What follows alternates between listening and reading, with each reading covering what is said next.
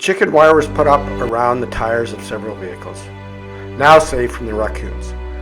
13 excited people with 40 to 50 pound packs on their back were keen to explore the Marvel Pass area of the Canadian Rockies as part of our annual photographer's backcountry trip.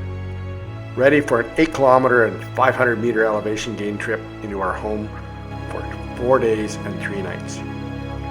We arrive at camp, set up and prepare dinner. To our not so pleasant surprise, we pitched our tents in the middle of what I figured was the densest population of mosquitoes on Earth.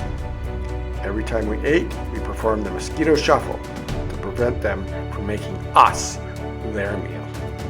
The next day, I awoke from my tent excited for a multi-peak day ahead.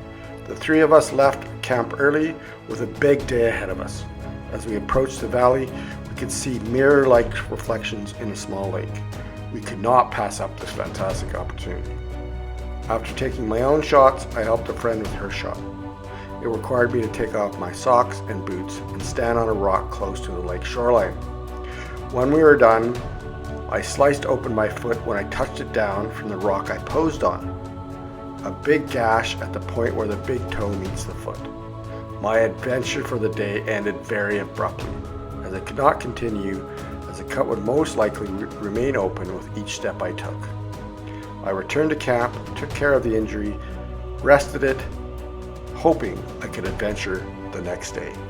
The next day, several of us decided to summit Mount Bing on the western edge of Banff National Park.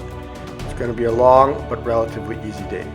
At points during our journey, we took time out for a few shenanigans like sliding in the snow and a few Kodak moments.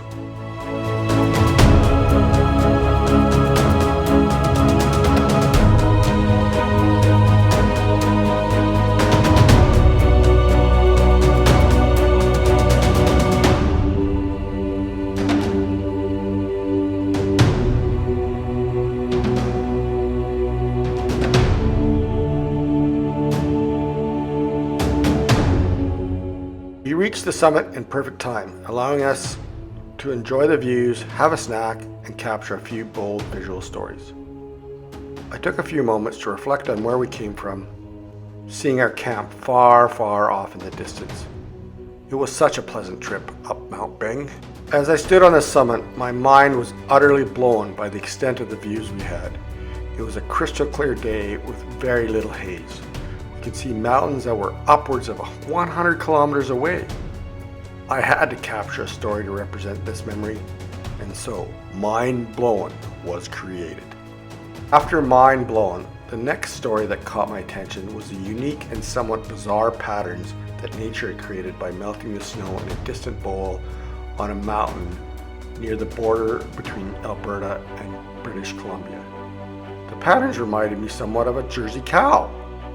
I asked myself why or how nature melted the snow in such a fashion, and why was there so much snow still remaining in early July? Borrowing a friend's telephoto lens, I captured patchwork.